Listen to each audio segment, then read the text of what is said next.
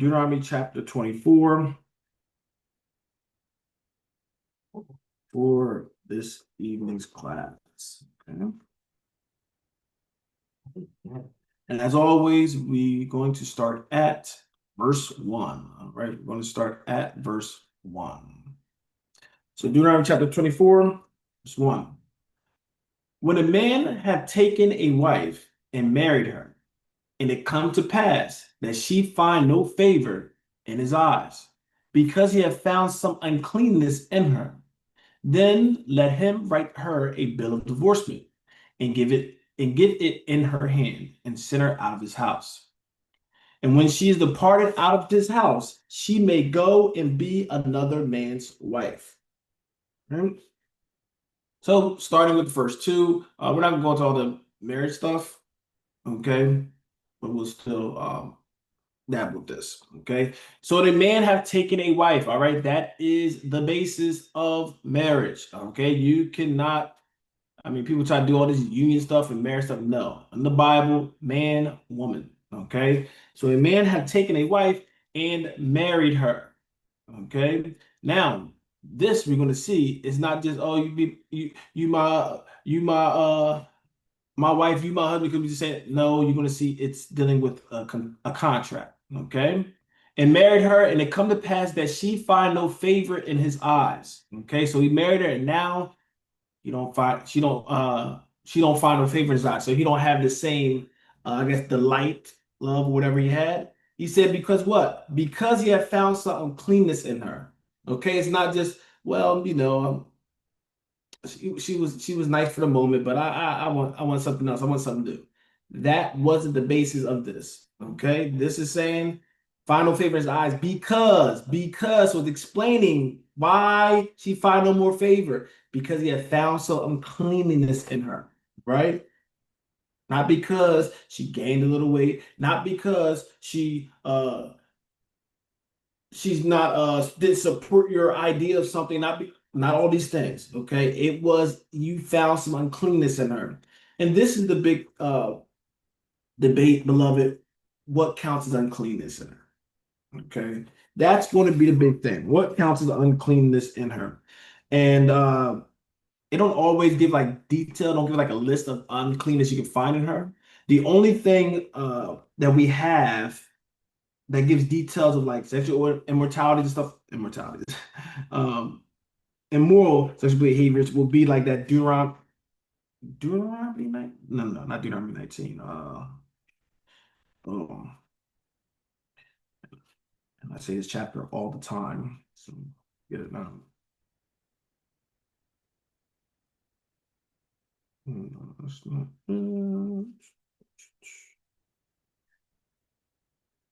This is a chapter that deals with like uncleanness stuff, like um, laying with an animal, laying with sister, brother, like the father, and all that kind of stuff. That will fall under Leviticus 19. Is it? No, no, no, no, no. It's, it's not it. 18, Leviticus 18. Should have known this should have been laws. Okay. But this is like I said, a lot of men will go in this and they will make anything. Oh, she burnt the toast, and the Most High knows that. All right. When a man just wants something else, he will find any excuse. Okay. But that is not the basis of marriage. Okay. But men, because we are wicked, we do things like that. Okay. All right. I'm just gonna show y'all some more things.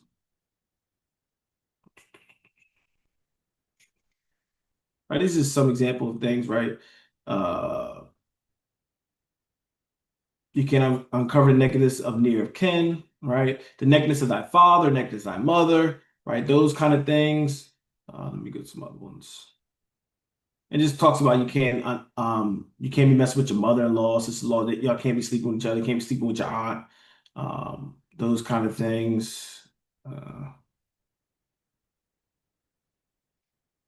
that's not covering the nakedness of a woman and her daughter, so you can't be having the mom and the daughter, right? So if you see all the time out here, can't do that.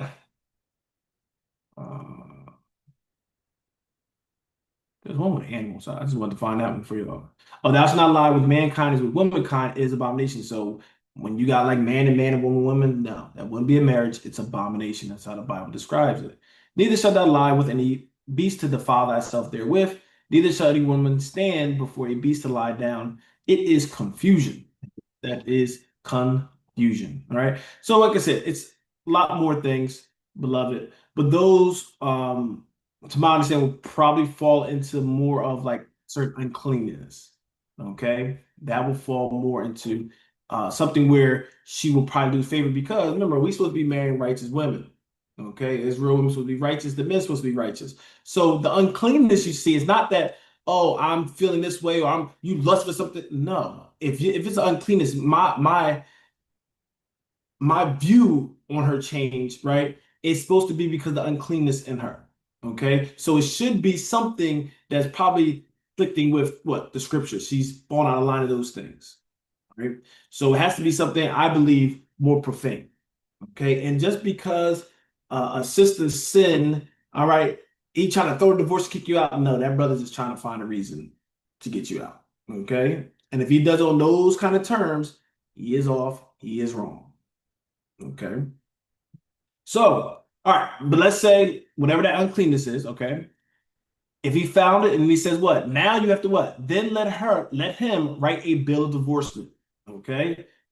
So they will actually write, you got to write something, okay? Because once again, that marriage is somewhat of a contract. So you have to write that bill of divorcement and give it in her hand and send her out of the house.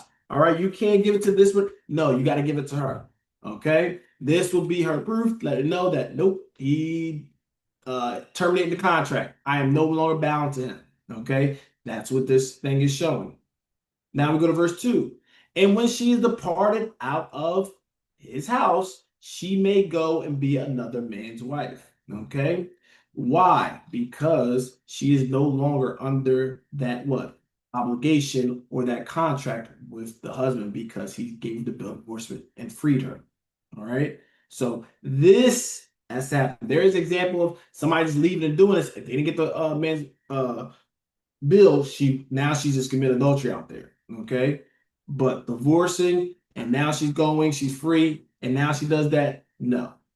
Okay. But we're going to see there's even more details with that. And we know what Christ said. We'll probably touch on that. Okay. I'm just showing you this. This is the law, how you deal with it. Verse 3. And if the latter husband hate her, okay, now it's got another, and now this husband hate her, and write her a bill of divorcement and give it in her hand, and sendeth her out of his house, or if the latter husband die, which took her to be his wife. Okay, so now she gets a new one, and now this husband hates her, give her the bill of divorcement, or uh, the latter husband die. Okay, either of these two things that will free her. Okay, once again, the bill of divorcement. Now this, the second she get the second man. Now what? Get divorcement. She's free according to the law. Or if he died, because what? Just like Paul used this reference. Okay, you die, you're free from that obligation. Okay, he's dead, so you're no longer under that bondage of marriage when he dies. So verse 4. Her former husband, which sent her away, may not take her again to be his wife. After that, she is defiled. So now that first husband, okay, cannot get her back. So once he divorced her, she can no longer come back to him. Now Most High is saying, nope, that's pollution. Okay. Did I put that in there? Defile, I'm sorry. Use the word they use. Defile. Okay. So now he can't come back because what? People can be playing games, beloved. Okay. People can be playing games. And this is one thing to really realize. That man, it really was that bad and all that kind of stuff. And then you divorce, you making a lifetime, that was a lifetime decision. This is why we definitely, as members, you can't be emotional like that. Because a lot of people do things off of emotions. And we talked about this I think it might have been Wednesday last week, right? We want to, what the scripture says, to pray. Before you do anything, pray. Go to the Father. Because sometimes maybe your partner did do something wrong. Okay? that don't always mean to what? Just divorce her. Sometimes it's our feelings or our pride and our ego. Man, you just gotta get rid of it. Okay. So you always want to pray and come to the Most High because sometimes, as quiet as it's kept, sometimes men are not leading correctly. This is not a justification for a woman to be out of, line, but beloved, the scriptures is very clear that men need to be leading. We're supposed to be leading properly. If the leader is going off, the one that they should be following, it should be very easy for them to go off, right? So the first accountability will come to the man. Okay. All right. So once again, now the former husband which sent her away may not take her again to be his wife. After that, she is defiled. Okay. For that is an abomination before Yahweh. So you can't go back to that first husband. That's an abomination. And thou shalt not cause the land to sin, which Yahweh thy God giveth thee for an inheritance. So he's saying you not going to defile the land by doing this act. Okay. What about the second one, Brother Mike? What about the third one? It don't say it. It says the first one. So that's all I can give you. Okay. So the first one, can't go back to the first one. If this happened multiple times, I don't know. Hopefully, it won't be something that happened all like that. But this is what the scripture states with it. Okay.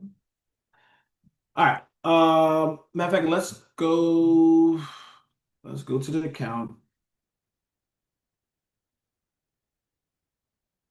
We're not going to dive in fully what Christ's saying, but just so y'all can see now what Christ was talking about. Um,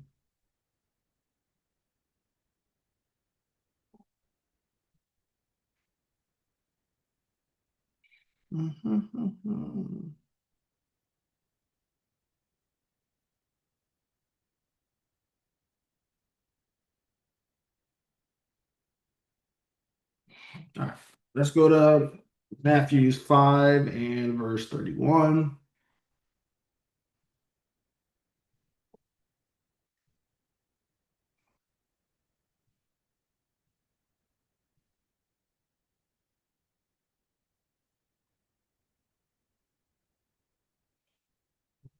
Matthew 5 and verse 31. It had been said, whosoever shall put away his wife, let him give her a writing of divorcement. Where was that said, beloved? We just read it, okay, in the law. Now, verse 32, all right, because this is not an end, it's not a period, right? You see that? It's about to explain what was stated before, okay? So we know. But I say unto you, all right, you know what it was said, but I'm going to tell you that whosoever shall put away his wife, saving for the cause of fornication, causeth her to commit adultery. And whosoever shall marry her that is divorced committeth adultery. Okay. Now, when we look at anything with Christ saying, all right, one thing, and this is one of those things where a lot of back and forth through the years, going back and forth on, what's the proper way? Can you get divorced at all? Right? It's a lot of those things. Okay. And it is a lot of studying. And it's a touchy topic for a lot of people, right? Because a lot of people in limbo. What can I do? So when you go with Christ, okay. So this was I should have went to the other one. There's other ones, but we're not doing a whole marriage divorce lesson here. Okay. Whosoever put away his wife, saving for the cause of fornication. So that man, okay, listen to the first part he's saying. That man shouldn't be putting away his wife unless she fornicated. Okay. Now I like to give y'all all the schools that happen. A lot of people go with the adultery and fornication being two different things. Okay. Now, the fornication, that's what I went ahead. That Leviticus 18, dealing with you sleeping with your father, sleeping with this, and sleeping with an animal, those things would be certain forms of fornication. Okay. So married people can do stuff like that. All right.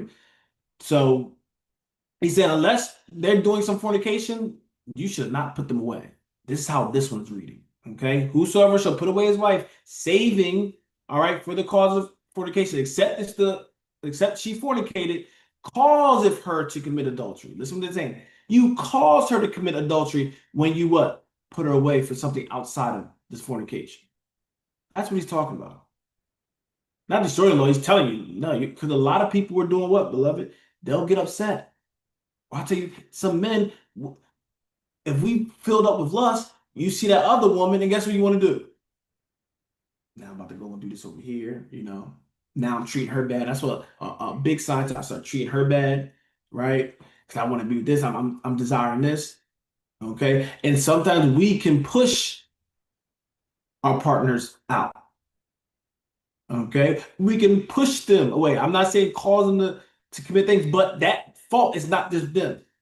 If you are not doing what thus saith the Lord, you being that leader, you've caused that, all right, that spirit to come into that house. You going to take accountability for it. Okay. So the most Christ is bringing that part out. Okay, you caused her to commit adultery, and whosoever shall marry her that is divorced committed adultery. All right, because it wasn't even done correctly. Okay, so once again, it didn't give a clear from I'll say from my reading stuff. It don't give a clear thing on Deuteronomy on what the uncleanness is in his eyes. Okay, however, Christ is saying something here. Okay, she ain't fornicate. There ain't no way you should have been putting her away.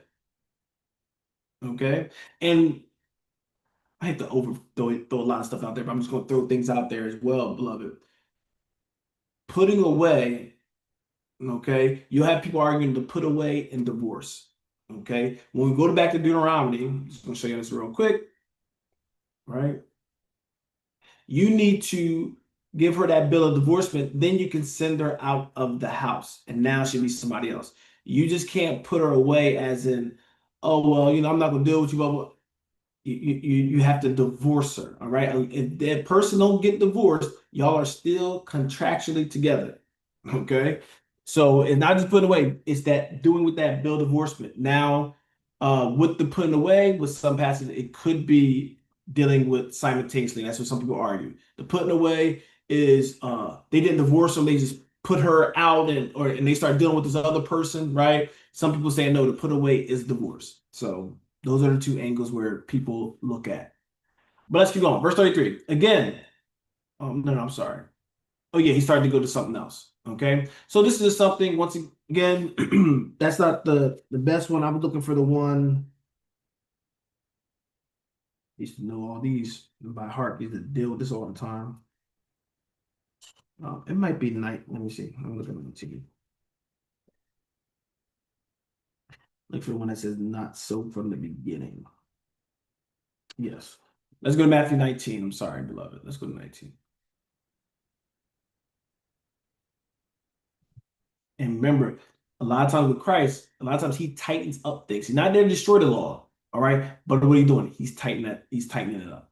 Okay. I know you heard that you can, lust in your eyes and you can desire to kill somebody and you okay, as long as you don't kill them. But I'm telling you, if you desire that, right, he's making it even tighter because of the spirit of the thing. Okay. So let's go to 19 and let's go to verse 3. Okay. 19 and verse 3. The Pharisees also came unto him, tempting him. Once again, that's a big thing. Are they coming for honesty and truth and really up? No, they're coming to tempt him to catch him up. Okay. So always good to know the motivation behind the person asking questions. Okay, because Most High, when they try to tempt him and stuff, Most High is what? He tried to tie him up in a trick bag. Okay. So they tempting him. What are they saying? And saying unto him, is it lawful for a man to put away his wife for every cause? Okay. Why is that tempting him? Because they know the law don't tell you to put away a man for you can put away your wife for every cause. Because Deuteronomy just said you have to find some uncleanness in it. Okay. So that uncleanness can't be just what? Anything. So we can get that right from here. No, it's not just anything. Now, I don't know about the discrepancies and how they dealt with it, laid out all the scenarios and stuff like that. I know that the Bible don't have it written out like that. But that could be one of those things where you go into judgment, right? What do you mean by judgment, Brother Michael? We got laws that if there's a matter that's very hard or don't seem that clear, you go to the judges at that time, the leaders, okay? And they will make a sound judgment on how they should approach it, okay? Not a matter that's just very clear in the scriptures, beloved. I'm talking about those things that can be a little, as people will say now, like those gray area things that's maybe not spelt out all the way. Okay. So nonetheless, let's go back. So is it lawful to put him away a man will put away his wife for every cause, we should know that's a what? No, the scripture don't say that. Verse 4, and he answered and said unto them, have ye not read? So if you look for this answer, if you were reading, you would have ran across it. That he which made them at the beginning made them male and female. Okay. So, beloved, what is he doing? He's going deeper than what their question is. Okay. They want to tempt him, but he's like, I'm going to use this opportunity to really get y'all something. Okay. Y'all didn't read in the beginning. It was male and female. Why is he saying that? Right? The marriage in the beginning, male and female becoming one. 5, and said, for this cause shall a man leave father and mother, and shall cleave to his wife, and they twain shall be one flesh. Okay, so a man, okay, love mother, love father, respect mother, respect father, but you cleave to your wife. You are not one with mommy and daddy. You are one with what? Your wife. That is the marriage. Okay, you're becoming one spirit. That was the whole thing about marriage. One spirit. They're dealing with trying to set up on how when somebody can leave and all that kind of stuff to set them up. But now he's about to walk home. You didn't read in the beginning? It was male and female. That man leaves and what? Cleaves to his wife, and they become one flesh. Verse 6. Wherefore they are no more twain. They're not two individuals. They're working in what? Unison. They are one. Just like what? The Father and the Son are one. Not one and the same, beloved, but they work in unison.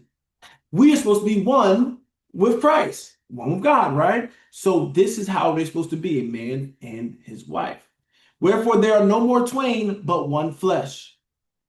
Okay. What therefore God have joined together, let no man put asunder. Okay. So yes, beloved, we understand. Everybody understands, okay? The ideal when you get married, that is supposed to be it. Yes, that's the ideal. Okay. First person you get intimate, if you want to go out, can everybody go crazy? The first person we be intimate, the only person who would be intimate would be our wife. A lot of us fall off on that. Okay. So we put grace out there. All right. So, but this is the ideal. When I get married, so when you get married, the ideal is this is it. We are now one. Okay, there ain't no more splitting. Just like you can't split yourself in half, right? You'll die if you split yourself in half. That's how we're supposed to be looking at marriage. It's supposed to be very serious. However, the world has tainted this thing of marriage. It's almost like, you do it, you can go and just leave it, right? But how the Most High has put this thing together, all right, it's supposed to be a beautiful thing. It's supposed to be a union of two becoming one. Right? Verse 7, okay? They said unto him, why did Moses then command to give him a writing of divorcement and to put her away? And why Moses tell us that we can write a divorce and put her away? If this be the case, why is this option there? Why is this in the law? Verse 8, he said unto them, Moses, because of the hardness of your hearts, suffer you to put away your wives. But from the beginning, it was not so. Okay, so he's saying this came because of the hardness of your hearts. Okay, and what I could assume, probably, beloved, all right, just looking at the world today, what happens when if that brother don't feel like he can get rid of his wife? He want that other thing and all that kind of stuff. A lot of times, it ain't a far-fetched thing. Sometimes they'll kill him. Sometimes they're gonna be all harsh to their wife, probably get physically abusive, emotionally abusive, trying to drive them out of the house. And it will go back to what? The same result. And a man will do that. You want to make her go crazy where she leaves and you like, see, she's a sinner. She's leaving out of here. She don't want to deal with it, right? That's why when we do counsel stuff like that, we have to take our time. Because sometimes some people look at the reactions of certain things and not seeing all that comes to it. Right? So when he's going through, he's saying, because of the hardness of your heart. They might say, because of your hearts, because of your mind, because of your spirit, this was put in play. However, in the beginning, it was not on the table. Okay? And if we did this thing right, raised it right, taught our children right, this would be how it goes. You marry that, and that's it. Okay. And this is where when we come into this, even if you made a mistake, when we come into this truth, you start off on what? That freshness. Okay. We're going to do things right. You can't see it. That's why I always say when we talk about marriage, beloved, I always say, listen, I don't we don't just be marrying anybody and hope marrying projects up. No, because you're being one. And you can't be one with somebody that's not one with God. Somebody that's I ain't gonna say half believer, but they're not in this walk, and you want to become one with them. That don't make sense. Okay, it's not you starting off not in a marriage. Okay, so this is what the Most High designed for us. Okay, if you want to get married, you become one. It's a thing, a union between two becoming one. All right, verse 9. And I say unto you, whosoever shall put away his wife, except it be for fornication, and shall marry another, committeth adultery. Okay, so if you put your wife away and you go marry somebody else and it wasn't for fornication, you caused her. Okay, you caused adultery in there. Nope, don't blame her. Nope, it was you because you didn't handle it right, do it right, and now she went to those means. So you see how he started right back in the man. Don't blame her when you ain't do it right. And whosoever marrieth her which is put away doth commit adultery. Okay. So this always was kind of in there. If that person's not divorced, you marry them, yeah, you would. So once again, there's just two different arguments as well, beloved. Some people saying, yeah, you put her away, but you didn't divorce her. Okay. You can put her away and have her in this spot or whatever, but you didn't divorce her. Now, remember, if you don't divorce, y'all still together. All right, it's adultery. So they're saying because you put her away and she did something, somebody messed with her while she was put away, now it's adultery. So you'll have different things on it, beloved. But once again, I just want to show you the way that it's supposed to be done. You marry that person, okay? If you ain't married, when you get married, that's it. Okay, that's how you have to look at it. That's it. There's no plan B. And if you're not solid, all right, if you don't believe this is the one, then don't get married. Okay, it's a serious thing. Okay. All right. Let's go back. Deuteronomy chapter 24. Anybody have anything, beloved?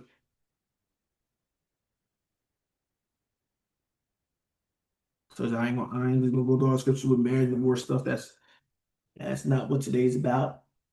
Okay, but I just wanted to sprinkle that part on you. All right, Deuteronomy 24, and let's start. Let's go to verse 5. All right, Deuteronomy chapter 24 and verse 5. When a man have taken a new wife, he shall not go to war, neither shall he be charged with any business, but he shall be free at home 1 year, and shall cheer up his wife which he hath taken. All right. So, beloved, if somebody is a newlywed, they should not have to go to war their first, I think it's first year. Okay, did they get the number on that one? Yeah, home 1 year. Okay. This gives opportunity for what? For him to be and enjoy his wife. Okay. As soon as you get married, he got to get shipped off to war and all that kind of stuff. He never got to enjoy his wife. And I think another scripture talk about it, right?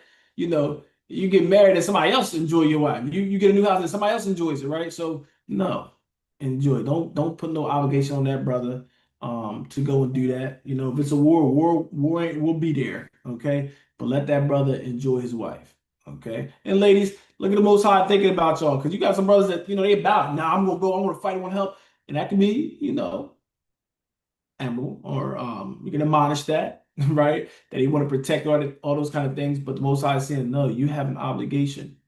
Take care of it. Okay. Of course, we don't have a nation. We're in the sense of war and fighting and everything. But if somebody did get married with us and everything, yes, we want them to enjoy their wife. We won't put 1,000 obligations on them as soon as they get married. Okay. They can do their business and everything, but we want them to, be able to enjoy themselves. Okay. Get that unity and stuff together. Okay. Verse 6. No man shall take. I'm sorry, did anybody have anything they wanted to add or questions with that?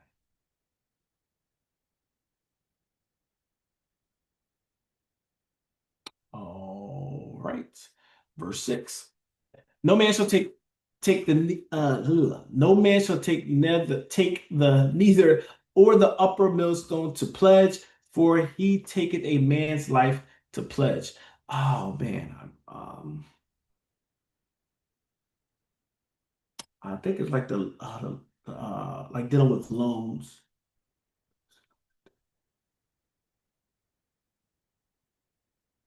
Yeah, I think it's dealing like with livelihood. I don't think it's dealing with like I know the King James might be hard on this one, but I believe this one's dealing like with their with livelihood. Should not take neither or the upper millstone to pledge, for he taketh a man's life to pledge. Let me just show it another let me see if I can find it another translation. All right.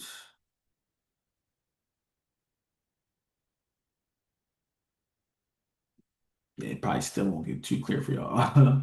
No one shall take a mill or upper millstone in pledge, for that would be taking a life in pledge. All right. No one see the animal. Since that would be seizing the debtor's means of life. Yeah, so it's basically we set them up because you're taking basically everything for them that they will need for like their security or their livelihood. Okay, so once again, just another law in there. We're gonna keep going over 7. If a man be found stealing any of his brethren of the children of Israel, and maketh merchandise of him, or selleth him, then that thief shall die, and thou shalt put evil away from among you.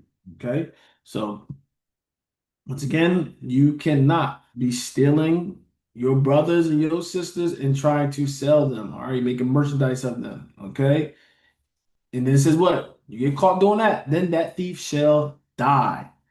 No mercy, is the Most High, because that's one of the most despicable things you can do. Because what? That's really hatred towards your brother. And we know the commandments is about what? Love. So he said, no, that person need to die.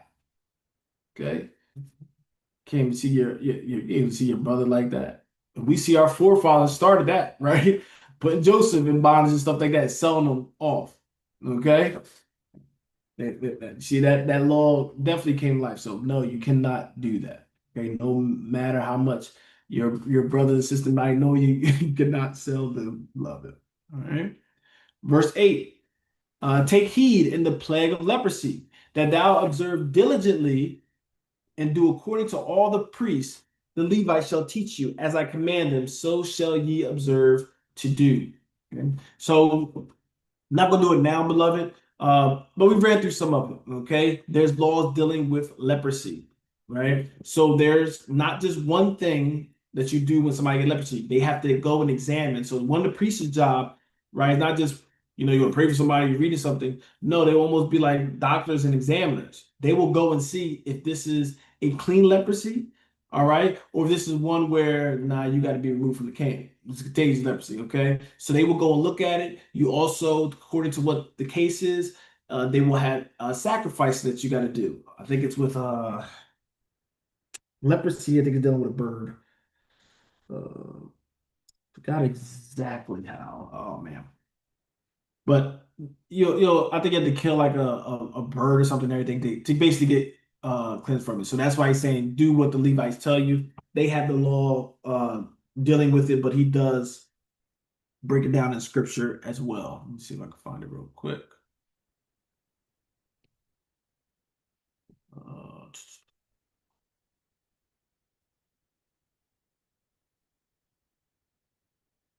why did that not show up like I thought it?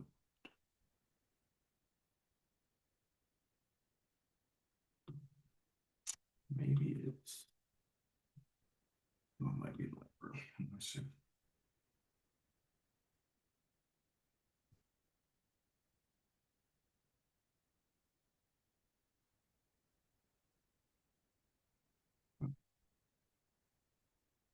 All right. All right. Leviticus 13 looks like that would be. All right. I'm gonna go Leviticus 13. You don't have to go there. Love if you don't want to, but okay. So Yahweh speaking to Moses and Aaron, saying, when a man shall have in the skin of his flesh a rising or scab or bright spot, and then it shall be the skin of his flesh, like the plague of leprosy. Then he shall be brought unto Aaron the priest, or unto one of his sons the priest. And the priest shall look on the plague in the skin of the flesh, and when the hair in the plague is turned white, and the plague in sight be deeper than the skin of his flesh, it is a leprosy, it is a plague of leprosy. And the priest shall look on him and pronounce him unclean. Okay. For time's sake, I'm not going to dive into it. But if you look at it, this will give you that law, kind of what they're going. So they have to go. You can't pronounce yourself clean or whatever. They have to examine it. All right, very important. They have to examine it. This is why this Deuteronomy, remember, it's like second law, is reinforcing it, saying you need to do what the what priests tell you to do. So they're going to examine. Then they're going to tell you the things you have to do depending on what your condition is. All right. All right. Let's go back. So do according to all the priests, the Levites shall teach you. Okay, basically saying, do what the law tell you to do. As I command them, so shall ye observe to do. Verse 9. Remember what Yahweh thy God did unto Miriam, by the way, after that ye were come forth out of Egypt. When thou dost lend thy brother anything, thou shalt not go into his house to fetch his pledge. Thou shalt stand abroad, and the man to whom thou dost lend shall bring out the pledge abroad unto thee. So remember, we were talking about it before, right? Dealing with that pledge, right? That obligation, that loan. Okay. And I think, yeah, now they're going with it. I think he said, you're dealing with it. You're doing, definitely when it comes to us, we're not even allowed to, we're not supposed to be like adding usury if we do give something out to our brother. So it's like, oh, I give you, $100, I'm expecting 110 back. No, when our brother's 100 back. Okay. So Most High is making sure we understand how we're supposed to treat and how we're supposed to love one another. Okay. We're not using this opportunity to what? Take advantage, because that's what they usually do. They'll take advantage. That's why they got all these things in here, the interest rates and all that kind of stuff. Those kind of things, the things they're using to rob you, okay, to keep you down, push you down while they rise up. Okay, the Most High is alleviating some of these things through the law. All right, this is why they don't want to submit to it, because the wicked hates this kind of stuff. Okay, but if we did it how the Bible did, it'll be easy. It'll be great for all of us. All right.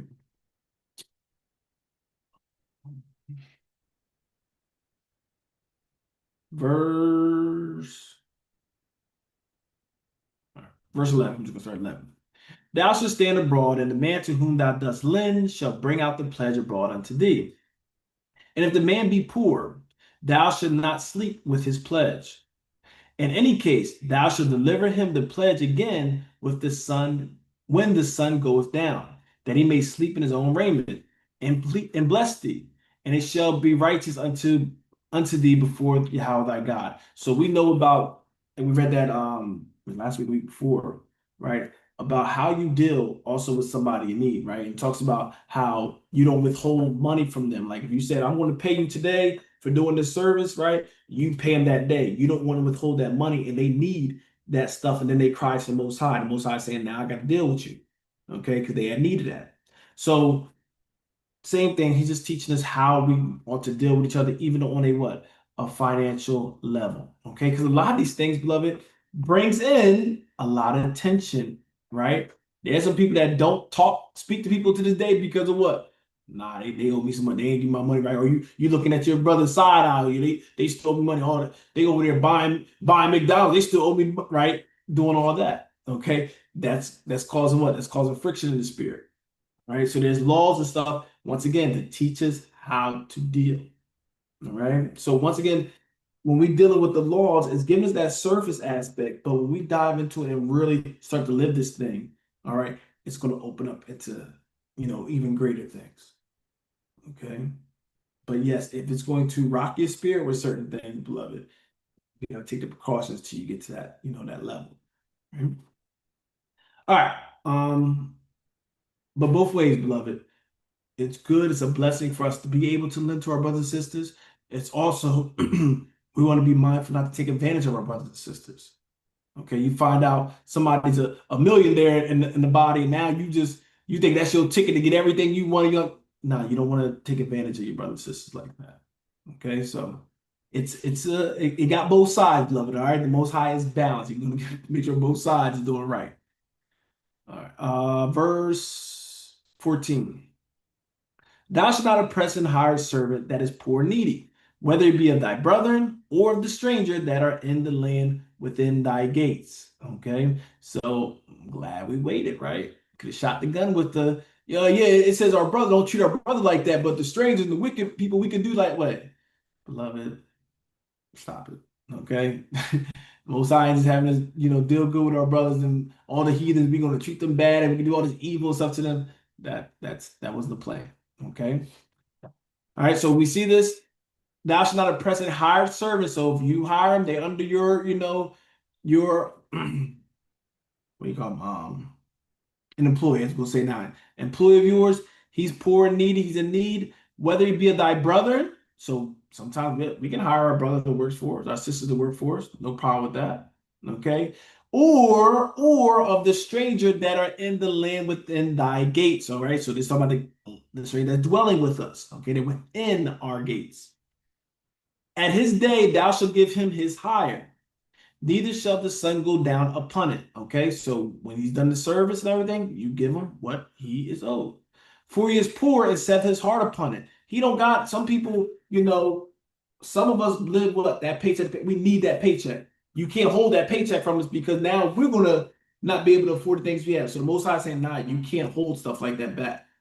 Because we know the tension that will happen. What about your job saying, yeah, you know what, we're going to just hold another week and a half. You're like, I got bills. How are we going to eat? We got children. Children to eat. Right? And then now we got to cry to the Most High. Lord, what are we going to do? Because now I'm tempted to do something what? Unlawful because I need that. And the Most High understands the spirit of needing something. He understands when somebody gets desperate for something. Okay? Some people, not just waking up and doing wicked, but sometimes they're in certain desperate cases that they feel that they have to do something against the Most High God. But the Most High look at that. They well, nah, this is why you do this. They should have to be put in that position. They work for you expecting to get this so they could provide and do this, but you have taken that away from them. All right? So pay them what you owe them. Okay, that's what it is. For he is poor and setteth his heart upon it, lest he cry, verse 15, lest he cry against thee unto Yahweh, and it be sin unto thee. Uh-oh. You don't want to pay him and he has need for that money. If he cries to the Most High saying, oh, that's gonna count as a sin to you. We don't think about that. Okay. Verse 16. The father shall not be put to death for the children, neither shall the children be put to death for the fathers. Every man shall be put to death for his own sin. Okay. No, I'm not gonna die on that right now. But yes, basically saying you're gonna be responsible for the deeds you do. You say that you're gonna have to stand for the deeds done in your body. Okay. So the fathers, what the fathers do is gonna be on you. Okay, children, what you do is gonna be on you. Should be somewhat explanatory, but there was a lot of thoughts and stuff that's going around. Like we had the thought also with like reaping. Okay, I did this, and because I was so wicked, my son is going to be wicked, or he had to go through all that reaping and stuff like that. It was a proverb. It was so strong as a proverb, and the Most High was saying, I got to destroy this proverb that y'all have amongst yourselves. Okay, so the same thing with this, beloved. Your children, your father, your mother could be off doing all those things. That don't mean now that you got to be wicked. Okay, they being wicked, you do what's right, be all well. Okay, same thing. Parents, do what's right. You giving your children, this is what you're supposed to be doing. They go off and do what they want to do, go against God. Guess what? That ain't no indictment on you.